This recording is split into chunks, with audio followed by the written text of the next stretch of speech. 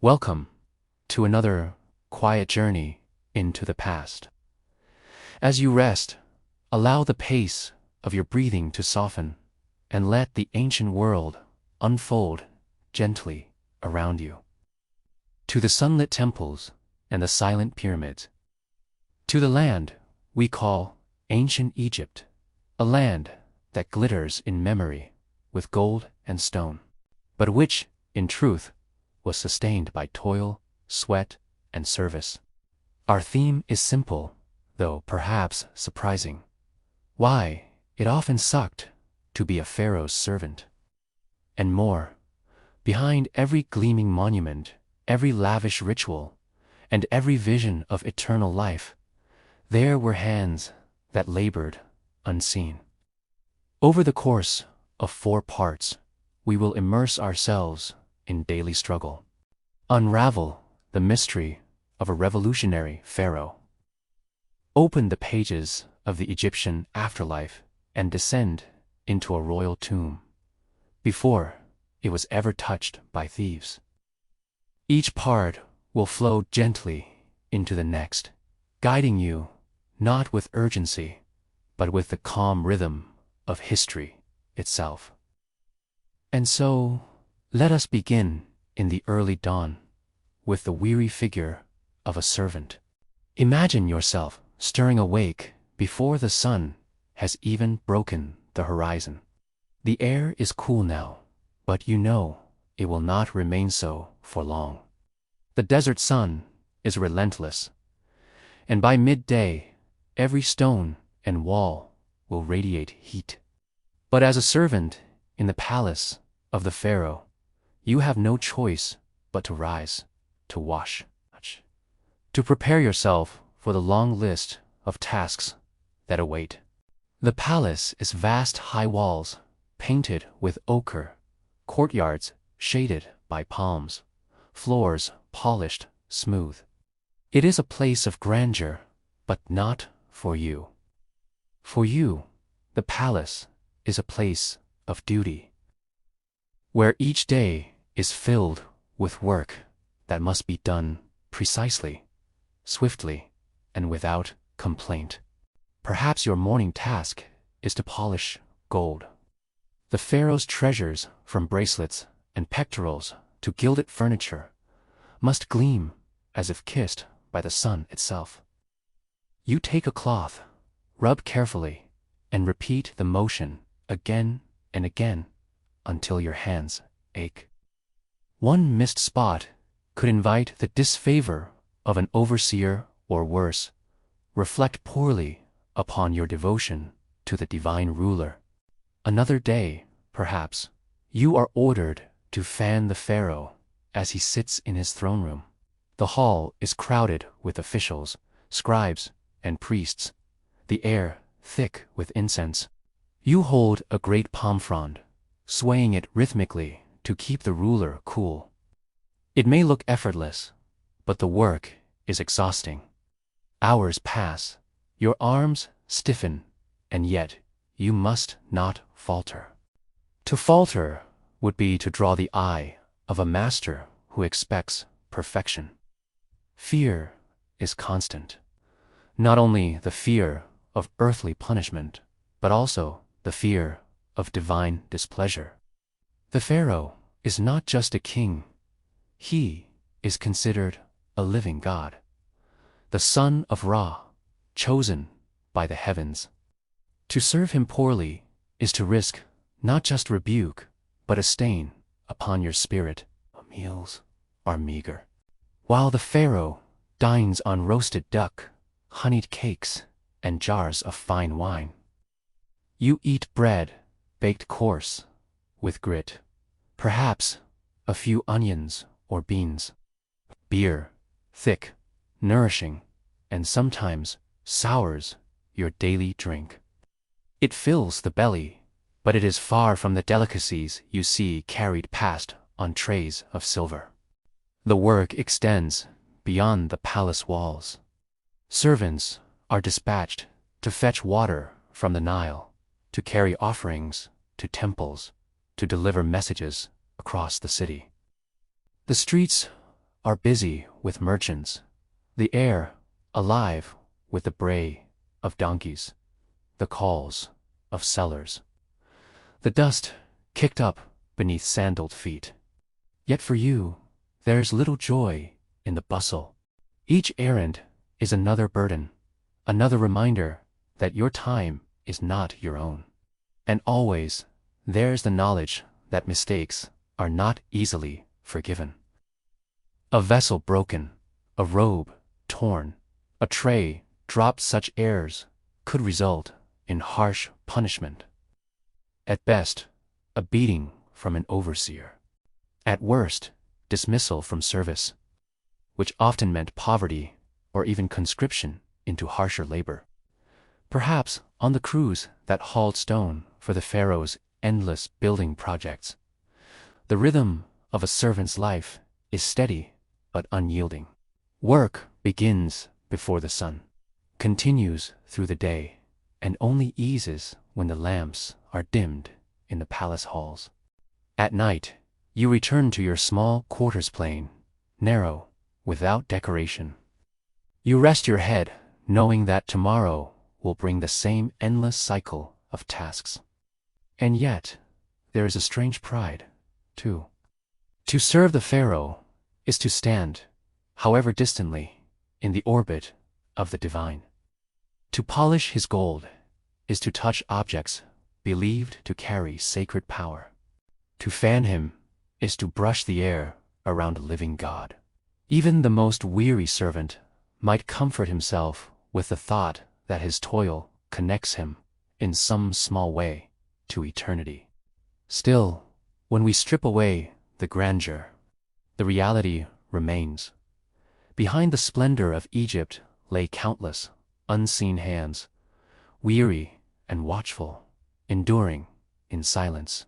As you picture this life, imagine the slow repetition of movement, cloth against gold, fan against air, footsteps carrying water, day after day. A rhythm unchanging, steady as the Nile itself. A rhythm that, like your own breathing now, moves slowly, softly, without end. From the steady rhythm of polishing gold and carrying palm fronds, our attention turns now to a pharaoh unlike any other. His name was Akhenaten, and though his reign lasted little more than 17 years, the ripples of his choices echo, even now, across millennia. Imagine Egypt before his time. The gods were Menera, Amen, Osiris, Isis, Hathor, with temples, priests, festivals, and myths. Religion was woven deeply into daily life, from offerings left at household shrines to the grand rituals in towering sanctuaries. The balance of this pantheon was as steady as the Nile's flood. And then Akhenaten. He rose to power in the 14th century BCE, originally named Amenhotep IV. At first, his reign followed the familiar traditions. But soon, a change emerged, subtle at first, then impossible to ignore. He turned his devotion to a single deity, Aten, the disk of the sun. Imagine the sun itself, not as a god with falcon's head or human form, but as a radiant circle with rays extending outward like arms, each ending in a hand that offered life. This was Aten, the light, the warmth, the giver of all that grows. Akhenaten declared Aten supreme.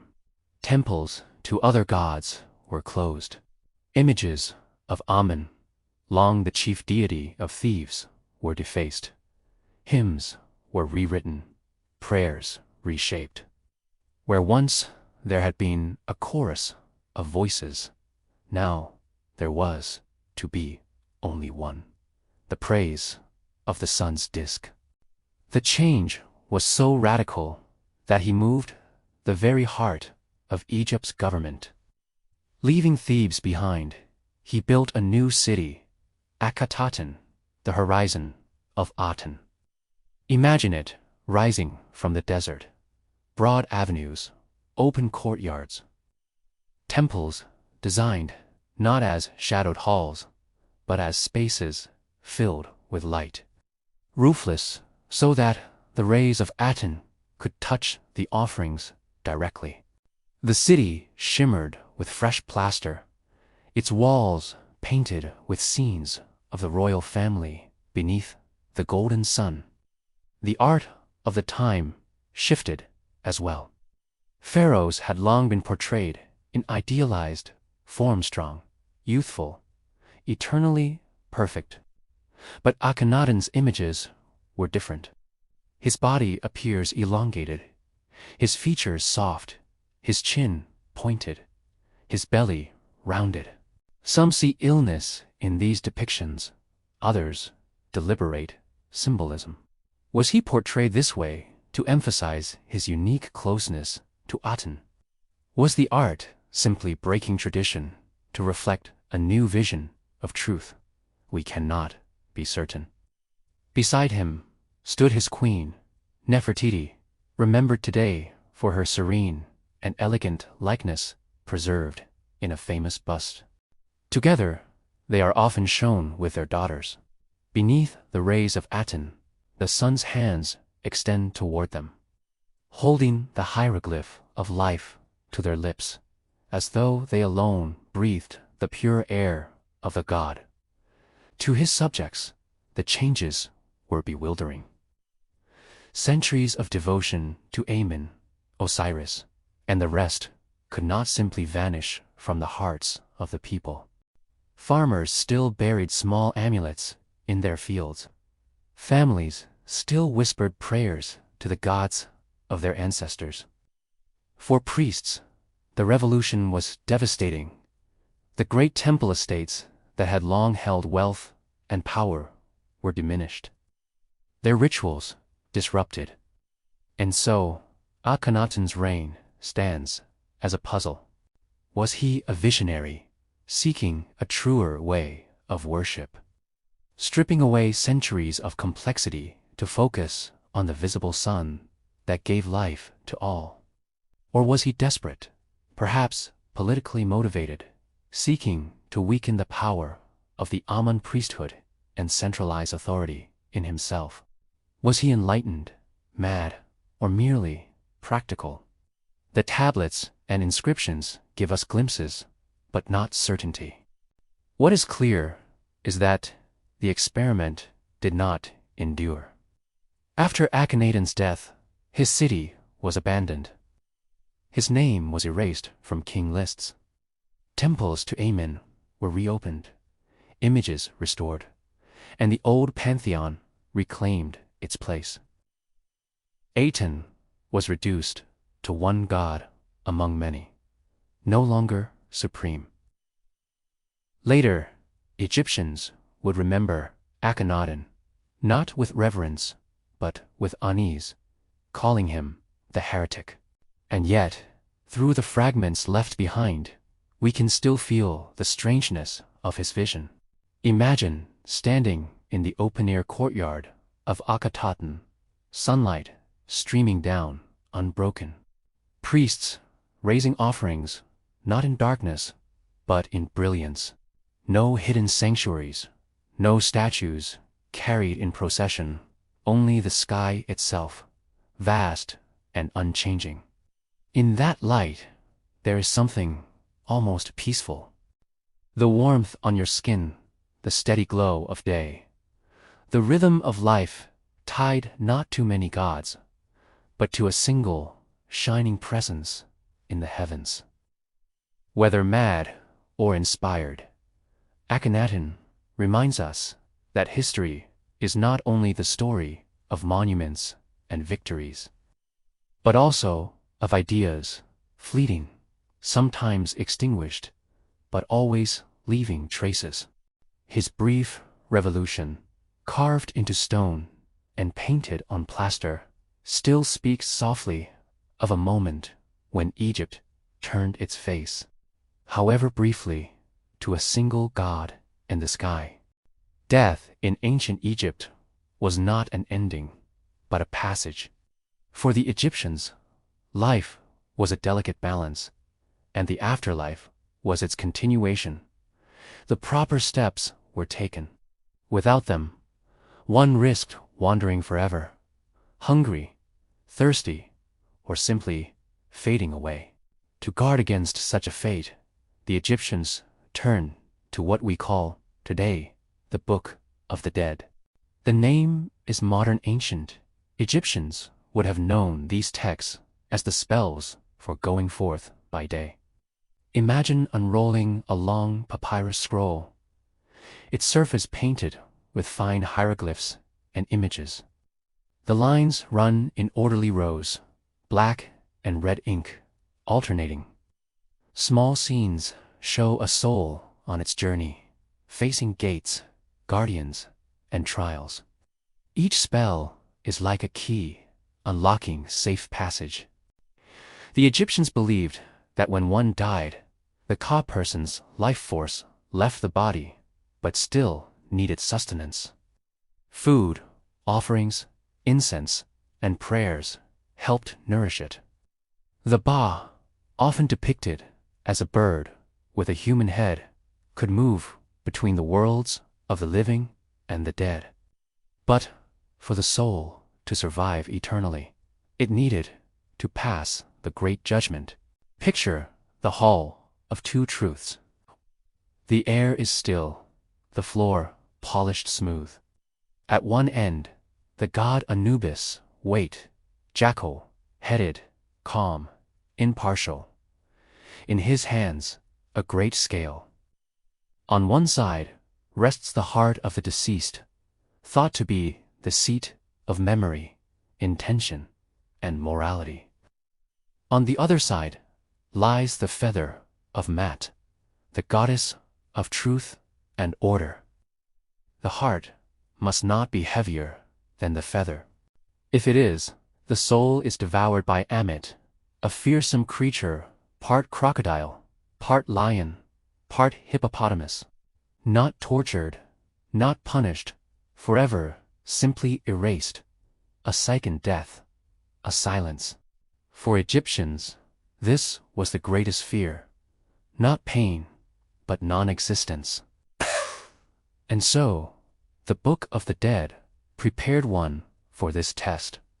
Spells guided the soul on how to speak before Osiris, lord of the underworld, seated on his throne, wrapped in white linen.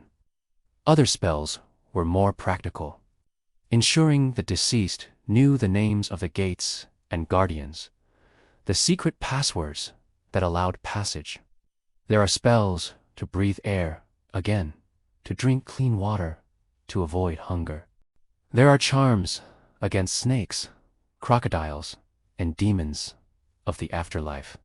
Some assure the soul that it will walk in sunlight once more, joining the blessed dead in the fields of Ridza, perfect reflection of Egypt itself, fertile and endless, where grain always ripens and the Nile always flows. The scrolls varied. Some were short, a few feet long, with just a handful of spells. Others stretched more than 70 feet, packed with elaborate illustrations. Wealthier families could commission richly decorated papyri, complete with images of the deceased standing confidently before the gods. Simpler versions, less costly, still offered the essentials. The most famous image from these scrolls is the weighing of the heart. You may picture it now, the tiny feather gleaming on one side of the scale, the heart on the other, and nearby Thoth, the eye-besetted scribe of the gods, recording the result with calm detachment.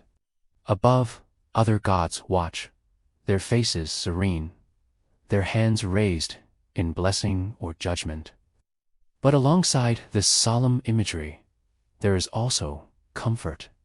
The spells speak gently, assuring the deceased that they will awaken each morning with the sun, that they will be reunited with loved ones, that their name will endure. Imagine lying in your tomb, your body wrapped in linen, amulets nestled against your skin. Above you rests the scroll of the Book of the Dead, tucked among the wrappings or placed beside the coffin. It is not silent, it is your companion, whispering to your soul as you begin your journey. Each word a reassurance, each picture a guidepost. The existence of these texts also reveals something touching, a quiet human hope. Across all ages, people have wondered about what lies beyond. The Egyptians answered with careful instructions, with ritual, with art. In doing so, they left us not just a record of fear, but of longing for continuity, for peace, for an eternal mourning. So, the Book of the Dead is not merely a collection of spells, but a reflection of an entire worldview. Death was a crossing, yes, but one that could be made safe with preparation, memory, and the enduring rhythm of belief. And as we listen now, perhaps the steady image of a heart balanced against a feather may feel like a lullaby in itself. A gentle reminder that in ancient Egypt, even eternity was thought of not as chaos, but as order preserved. Imagine yourself standing in the Valley of the Kings. The desert around you is hushed, the cliffs sun-bleached and immense. The air is dry, almost brittle. Beneath this quiet landscape, hidden corridors extend like secret veins, carved into limestone. Within them rest the tombs of Egypt's pharaoh's vast chambers, sealed for eternity. Let us slip into one of these tombs, not as the ancient robbers did, with haste and greed, but as invisible guests, unseen, unhurried. The tomb is newly sealed. The air inside is still untouched since the door closed. The walls glow faintly in the lamplight-painted scenes of gods and kings, of voyages across the heavens, of hymns to the sun and stars. The colors are astonishing. The hieroglyphs run in careful lines, each symbol precise. You can almost feel the presence of the artists who worked for years in secrecy, chiseling and painting by torchlight, leaving behind their devotion in strokes of color. Ahead lies the burial chamber. At its center stands the great sarcophagus, carved from stone so heavy it must have taken dozens of men weeks to maneuver it into place. Its surface is etched with protective spells and images of winged goddesses stretching their arms in eternal embrace. Inside rest the nested coffins of the pharaoh, each layer wrapped tighter, each more adorned than the last. Surrounding the sarcophagus are treasures meant to serve the king in eternity. Chests of carved wood inlaid with ivory. Jars of oils and perfumes still faintly fragrant. Bowls and cups of gold, their surfaces gleaming softly in the lamplight. There are sandals, walking sticks, finely woven linen garments, the comforts of daily life, prepared for a journey beyond time. Here, too, are symbols of power. Crooks and flails, crowns and amulets, daggers with hilts of gold and blades of bronze. There are chariots, carefully dismantled and reassembled within the chamber, their wheels resting patiently against the walls. And there are smaller, gentler items. Board games, like Senat, for passing the long hours of eternity. Shapti, figurines, rows of small statues, carved from stone or wood, each bearing the likeness of a servant. Their purpose is clear. When the Pharaoh is called upon to labor in the afterlife's fields, these figures will answer in his place. Some tombs hold hundreds of them, silent ranks, standing, ready. The silence here is profound. Outside, the desert winds sigh across the cliffs, but within, all is still. Only your footsteps, soft against the stone, break the hush. Look up at the ceiling. In many royal tombs, it is painted as a starry sky, skysons of tiny golden stars shining against a field of deep blue. A reminder that the king is not merely resting underground, but among the heavens. To stand here before the robbers have come is to glimpse eternity as the Egyptians imagined it. Intact, perfect, the tomb is a palace, but one meant never to be seen by living eyes again. Of course, we know now that many of these treasures did not last. Robbers came in the night, chipping away at seals, breaking open doors, carrying away jewels and gold. But if you allow yourself for a moment to forget that later history, you can feel what it was meant to be. A tomb as a vessel, a chamber not of sorrow but of reassurance.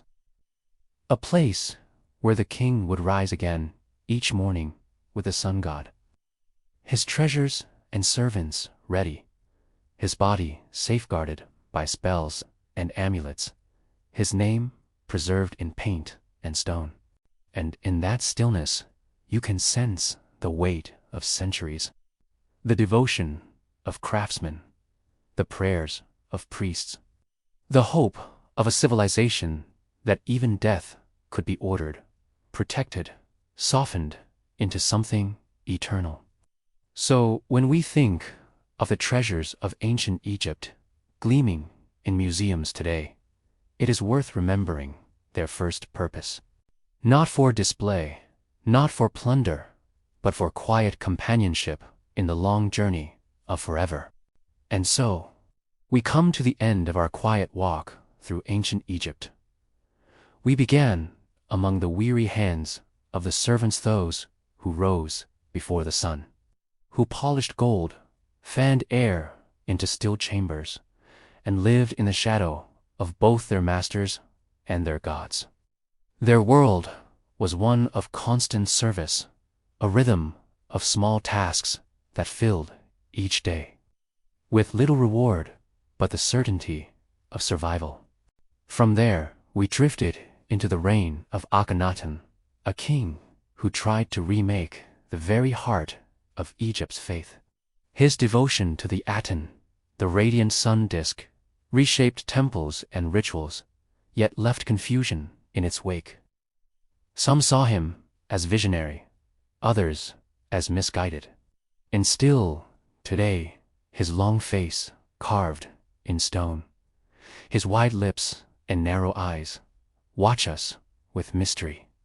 We then turn to the Book of the Dead, unrolling papyri in our mind's eye, following spells whispered by priests. The journey through the afterlife was perilous, but the Egyptians prepared carefully, equipping their dead with words of power, maps of the unseen, and charms to protect them when the heart was weighed against the feather of truth. And finally, we entered the tomb, still sealed, still quiet, a chamber of gold and painted walls, resting beneath the desert sands. We stood among treasures meant not for human eyes, but for eternity itself. All of these fragment servants, kings, priests, and tombs, together, reveal something simple and enduring. For all its grandeur, ancient Egypt was bound by the same truths we know today, that life is fleeting, that power cannot outlast time, and that every human, whether a pharaoh in a golden mask or a servant with calloused hands, hoped for rest, for meaning, for some touch of eternity. As you lay here now, listening in the comfort of your own time, you may hear the hum of the present soft lights, the hush of modern life around you. How different it is from the desert winds, from torchlight flickering on limestone walls. Yet across thousands of years, the desire is the same: to feel safe, to be remembered, to close one's eyes and drift into another world. So let your own eyes rest now. Imagine the Nile flowing softly, its waters endless and steady. Imagine the stars above the desert, silent and patient, as they have been for all of history. Imagine yourself at peace, carried gently into sleep, as the ancients once imagined their kings carried into eternity. Thank you for joining me on this journey. May your night be quiet, your rest be deep, and your dreams as timeless as the sands of Egypt. Welcome to another quiet journey through the forgotten corners of history.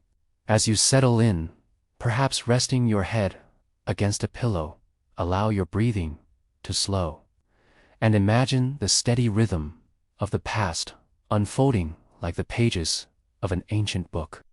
Tonight, we will drift back more than 4,000 years to the land between the rivers, Mesopotamia, a place of vast plains, winding waterways, and some of the very first cities known to humankind. Here, long before the printing press or even parchment, the written word was carved into clay, pressed carefully, wedge by wedge, by the weary hands of scribes. Our theme this evening is both curious and quietly revealing: why it often sucked to be a scribe in ancient Mesopotamia, and more. Though the phrase may sound playful, what you will hear is grounded in careful history, told in gentle detail. Across 4 parts, we will explore the rhythm of ordinary labor, the stories of legendary kings, the mysteries of towering temples, and finally, the banquets of Babylonian elites. Each story will unfold slowly, like ripples on a river. Or let the words wash over you as sleep begins to weave itself into your thoughts. Let us begin with the scribes. Imagine yourself seated cross-legged on a hard floor. The air is thick with the scent of clay, freshly dug from the riverbank. Your hands are not free, but busy gripping a small wooden stylus. Before you lies a damp tablet, cool and heavy. The surface is smooth now, but not for long. Soon, it will be covered in neat rows of tiny wedge-shaped marks. This is the daily world of a Mesopotamian scribe. The word cuneiform, literally wedge-shaped, was not written with ink, but with pressure. Every mark required care, because clay does not forgive mistakes. A slip of the hand, a line carved too shallow or too deep, could ruin the work. And these were not poems or idle doodles. They were tax records, temple offerings, contracts, and legal codes. In short, the backbone of the early city. For the young boys apprenticed to scribal schools, the training was long, harsh, and repetitive.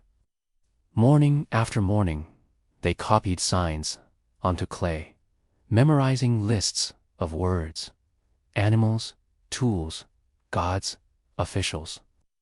At first, the symbols felt endless, over 600 signs to learn, each with variations. The teachers were strict. A mistake might earn you a scolding, or even a strike from a reed. Imagine the tension of knowing that even a minor slip could invite disapproval. The physical strain was real as well. Clay tablets were not light sheets of paper. Some were small, the size of a hand. Others were broad and heavy, used for longer texts. Holding one steady, pressing sign after sign, hour after hour, left fingers stiff and aching. The stylus dug calluses into the skin, and clay dust clung beneath the nails. Many scribes surely ended their days with cramped hands and sore backs. And yet, this labor was indispensable. Cities like Uruk, Ur, and Babylon relied on scribes to keep order. Without them, temples could not track offerings, merchants could not finalize trades, and kings could not issue decrees. A scribe's work was unglamorous, but vital. It might be tempting to imagine that the role came with status. To some degree, it did. Scribes could read and write when most others could not. They handled the words of gods and rulers. But this privilege was double-edged. Literacy brought responsibility, and responsibility brought danger. If a contract was written incorrectly, the blame might fall on the scribe. If a tax record contained errors, punishment could be swift. Punishment did not need to be violent to sting. A scribe might be demoted, dismissed, or forced into more menial labor. His years of training could be wasted in an instant. Worse still, some records were so delicate that any inaccuracy could bring suspicion of fraud. To write was to carry a burden of trust, and that burden was heavy. Day after day, scribes recorded the flow of grain, the tally of sheep, the transfer of land. Some copied hymns to the gods, others the royal decrees of kings. The rhythm of their lives was steady, almost monotonous. Yet, within that monotony lay the hum of civilization itself. Now, picture the surroundings of one of these early schools. The building is plain, walls of sun-dried mud brick. Light filters in from small, narrow windows. The air smells faintly of smoke from nearby hearths, and the soft murmur of students reciting words blends with the occasional scrape of a stylus. A master walks among them, eyes sharp, pausing to correct a stroke. It is not a place of warmth or kindness, but of discipline. The tablets themselves often survived longer than their writers. While papyrus and parchment disintegrated, clay endured. Today, in museums, thousands of tablets remain. Some are lists of grain, some contracts of marriage, some are simple, practiced texts where young hands repeated the same sign again and again. Through them, we glimpse not the glory of kings, but the weary persistence of those who served them with words. There was, too, a kind of quiet pride. To master the script was to be part of a lineage stretching back centuries. The earliest scribes began around 3200 BCE, when pictures of oxen and jars gave way to abstract wedges. To write was to tether oneself to a world that had only just learned how to preserve memory beyond the breath of a storyteller. Still, for the individuals themselves, life was far from glamorous. In the evenings, after long hours of copying, many would leave the tablet house exhausted. Outside, the city bustled with noise, the bray of donkeys, the call of traders, the chanting of priests. Scribes would walk through narrow streets lined with reed mats, and pottery stalls.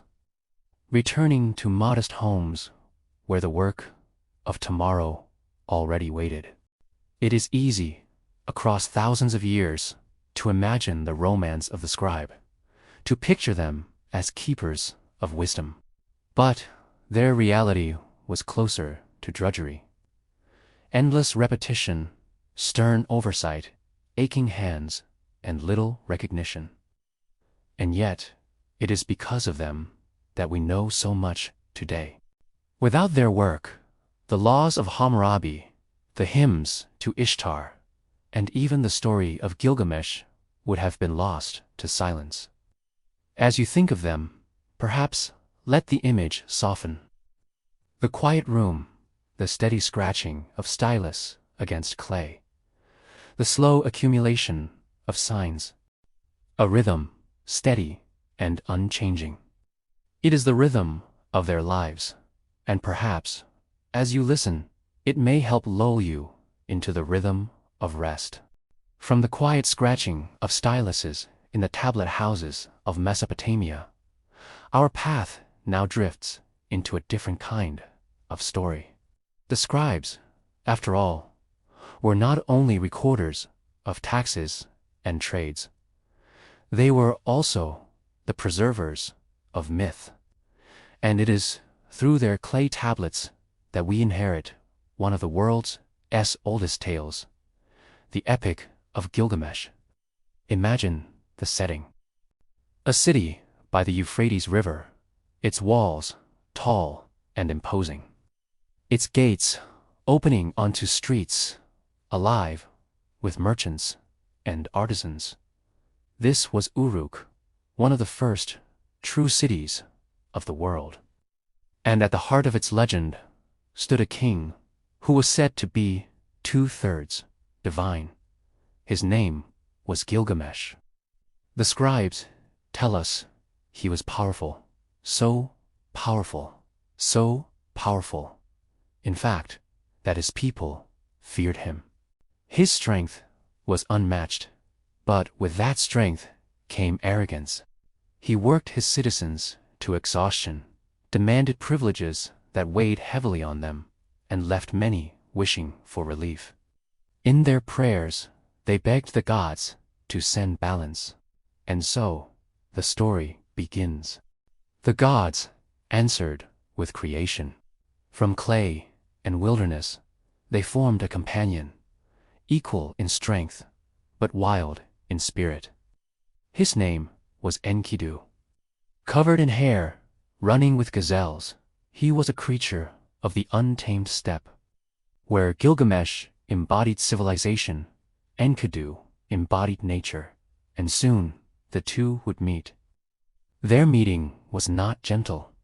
At first, they fought, each determined to prove himself stronger.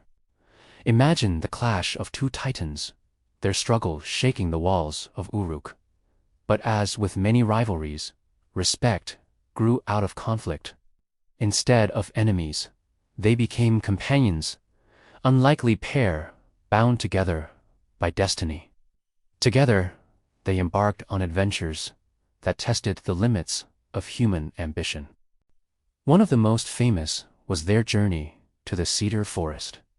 There, towering trees stretched skyward, guarded by a fearsome being named Humbaba. The forest was sacred, a place the gods had marked off limits. Yet Gilgamesh and Enkidu pressed forward, axes in hand. The battle with Humbaba is told in measured words on broken tablets. The guardian's roars shook the air, and his very presence was said to inspire terror. Still, the companions pressed on. With courage, strength, and a touch of divine favor, they felled him. The trees of the forest, long protected, were cut down to build great gates for Uruk. It is worth pausing here. This tale, preserved on clay, is not merely about adventure. It reflects something deeper: humanity's first recorded confrontation with the natural world.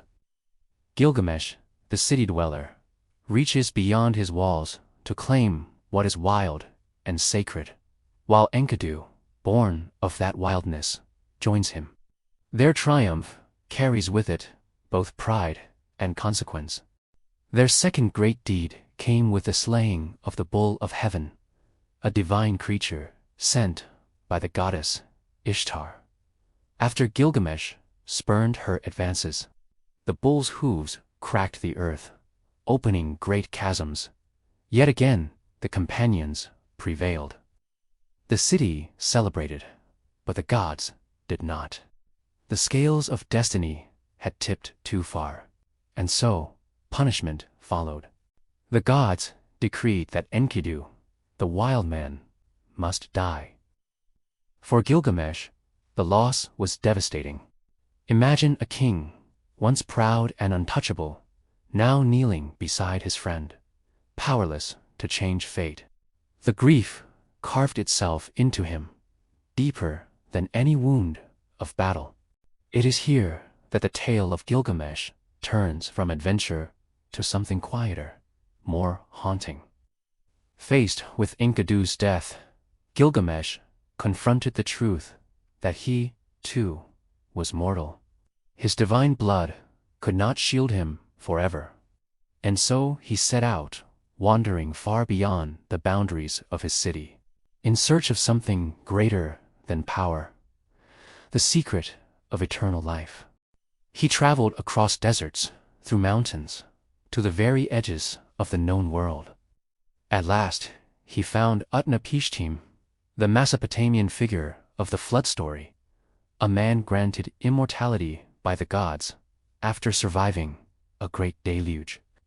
Utnapishtim told Gilgamesh the tale of that flood, one that echoes eerily in many traditions. The rising waters, the ark, the saving of life. But when Gilgamesh asked for the secret to eternal life, Utnapishtim gently refused. Immortality, he explained, was not a gift for kings, nor for heroes. At most, Gilgamesh was offered a plant of renewal, one that could restore youth. Yet even this slipped from his grasp. A serpent stole it away, leaving him with nothing but the knowledge of loss. He returned to Uruk with heavy steps, yet also with clarity. He could not escape death, but he could build. He could rule wisely and leave behind walls, temples, and stories that endured beyond his lifetime. And in this, perhaps, he found a kind of immortality after all the immortality of memory. The story of Gilgamesh, etched into clay by the hands of scribes, was copied and recopied for centuries. Each stylus stroke carried his grief, his arrogance, his longing for something more than life allows. And tonight, across millennia, it reaches you. Imagine yourself standing atop the walls of Uruk, the Euphrates winds below, glimmering in the sunlight. The city stretches out, bustling with life. These walls, Gilgamesh says, are his true legacy. Not the cedar forest he cut down, not the bull he slew, not the plant he lost, but the city itself. And the tale preserved by scribes who pressed it into clay. As you listen, let the sound of his footsteps fade, leaving only the soft rhythm of the river, and the quiet realization that even the greatest heroes are bound by the same limits as us all. From the legends of Gilgamesh and the dusty tablets of the scribes, our journey now rises slowly, step by step, toward the temples that once crowned the cities of Mesopotamia. Towering structures of mud brick, built layer upon layer, rising like stairways toward the heavens, unlike the pyramids of Egypt, which were tombs sealed in silence. Ziggurats were living places, bridges between earth and sky. Imagine yourself standing at the base of one. The air is warm, and the bricks beneath your sandals radiate heat from the midday sun. The structure looms above you, tear upon tear, each one receding slightly inward until the summit seems distant and shimmering. A stairway runs upward, broad and steep, guiding priests toward the dwelling of the gods. The ziggurat of yore, perhaps the most famous, still lingers in the desert of southern Iraq. Built over 4,000 years ago, it stood as a monument to Nana, the moon god.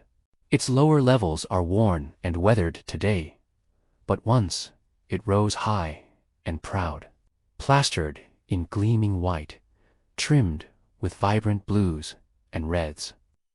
For those approaching from the flat plains, it would have appeared as though the earth itself had reached upward to touch the sky. What purpose did these towers serve? At their core, they were not temples in the way we might think. Ordinary citizens did not climb them for prayer. Instead, the summit was reserved for priests and kings who sought to commune with the divine. There, in small shrines, rituals unfolded away from the eyes of the crowd. Imagine a priest ascending. His robes brush softly against the baked brick steps. The air thins slightly with each rise, carrying with it the smell of incense, perhaps cedarwood or juniper, drifting upward in thin trails. By the time he reaches the shrine at the top, the noise of the city has fallen away, replaced by the steady pulse of wind.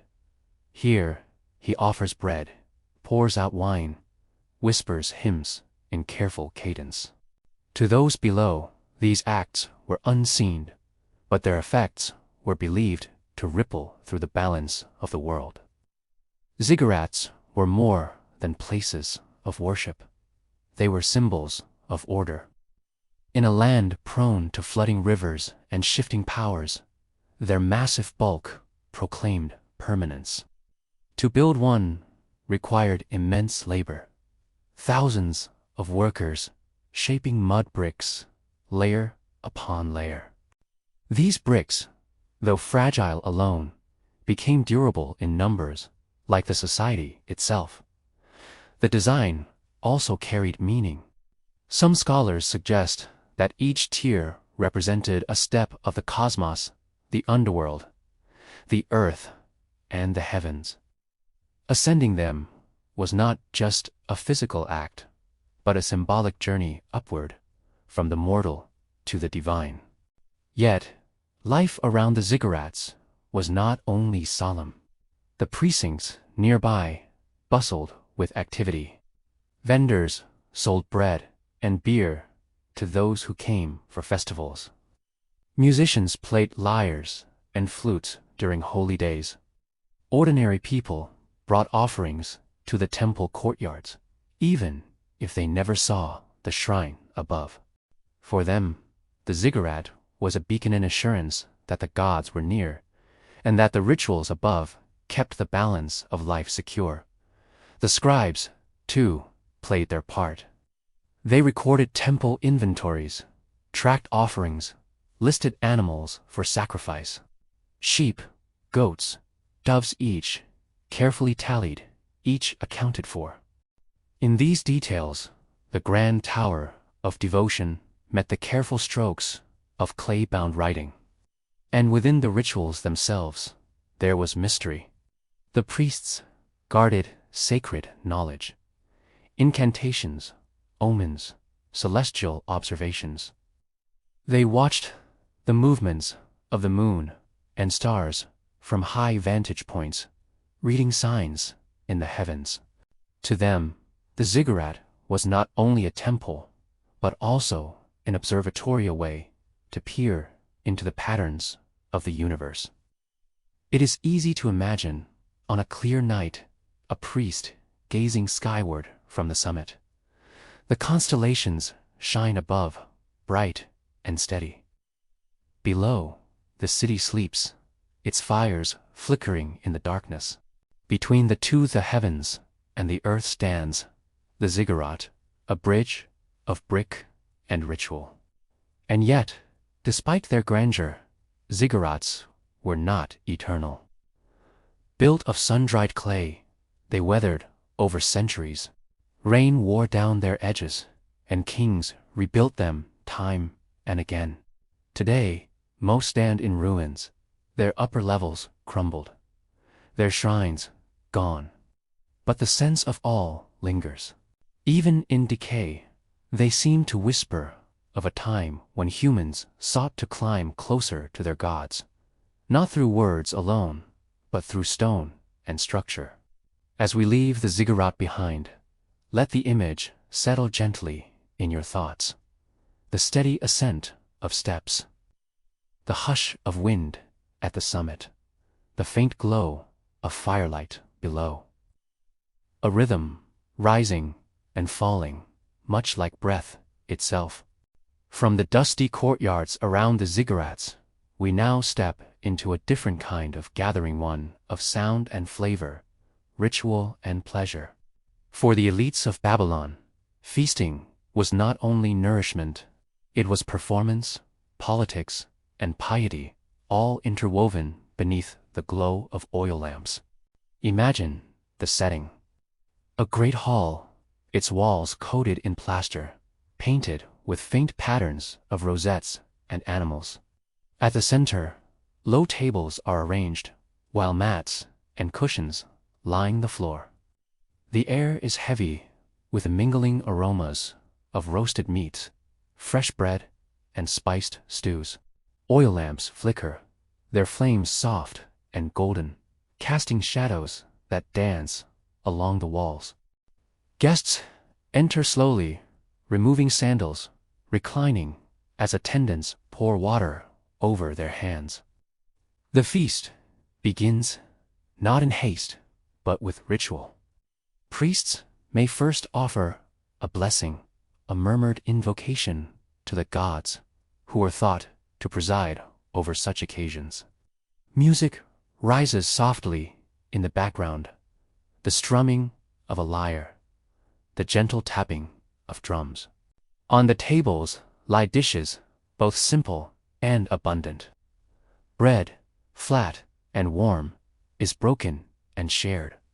Stews simmer with lentils, onions, garlic, and herbs, their steam carrying a savory earthiness. Roasted lamb and goat provide richness, while dried fruits, figs, dates, and raisins offer sweetness. Jars of beer, brewed from barley, circulate freely, poured into clay cups. Wine, rarer and prized, appears in smaller quantities, reserved for the highest-ranking guests. To modern ears, the thought of beer at a banquet may sound casual, but for Babylonians, it was sacred as well as social. Beer was consumed daily by nearly everyone, from laborers to kings. At feasts, it flowed in abundance, sometimes through long straws dipped into communal jars. The rhythm of conversation often rose with the drink, though etiquette demanded a certain restraint, especially in the presence of priests or royalty. The banquet was not only about food and drink, it was also about spectacle. Dancers moved gracefully to the music, their bracelets jingling softly. Singers intoned hymns or recited epic tales, perhaps even the adventures of Gilgamesh himself. For the audience, listening was both entertainment and education, a way of remembering the deeds of gods and kings. Behind the beauty, however, there was always an undercurrent of politics. These gatherings bound the elite together, cementing loyalty and alliance. A lord seated close to the king might consider it a mark of favor, while another, placed farther away, could sense quiet disapproval. Even the food offered, the portion served, and the wine poured could signal rank and standing. For ordinary citizens, such feasts were distant dreams. They may have caught glimpses from outside, hearing the faint notes of music drifting into the streets, or smelling the roasted meats carried past. Their own meals, humbler but steady, would have been bowls of porridge, bread, and beer taken in small homes. The contrast was sharp. Yet, in both cases, the humble meal and the lavish banquet food carried the same meaning: sustenance, ritual, and community. One can imagine the slow unwinding of the evening. At first, conversation brisk, gestures lively, the hall echoing with voices.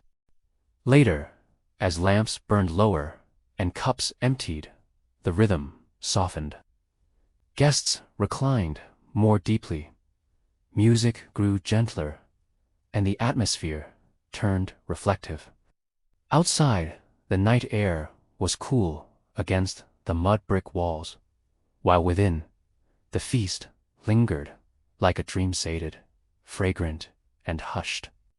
The banquet, like the ziggurat and the clay tablet, was more than what it seemed. It was a way of holding a community together, of tying daily labor to divine favor, and of transforming food into memory. For us, so many centuries later, it offers a final glimpse into the lives of those who built, recorded, worshipped, and feasted in Mesopotamia. And now, as this journey comes to rest, let us close our eyes and return, slowly, to the present. We began tonight with the weary hands of the scribe, cramped over clay tablets, shaping the first written words of history. We followed those words into the story of Gilgamesh, the hero king who sought eternity but discovered the truth of mortality. We climbed the steps of the ziggurat, feeling the hush of wind at the summit, where priests whispered to the gods above. And we ended at the banquet, where the rich aromas of food and the soft glow of lamps reminded us that even in distant times, people gathered to share, to remember, and to belong. As you rest now, let these images drift softly into one another. The scratch of a stylus, the walls of Wuruk, the climb of the ziggurat, the laughter of a feast. Each is part of the same tapestry threads of a civilization long gone, yet still present in the echoes of our own lives. And as you breathe slowly, you might take comfort in knowing that while the people of Mesopotamia lived with hardship and ritual, you lie now in a gentler world, safe and at ease. The struggles of their days remain only in history, while for you, the night brings only rest. So let your thoughts grow quiet. Let the rhythm of the past soften into silence. And may sleep, steady and kind, come to you as it once did to them under the same eternal stars.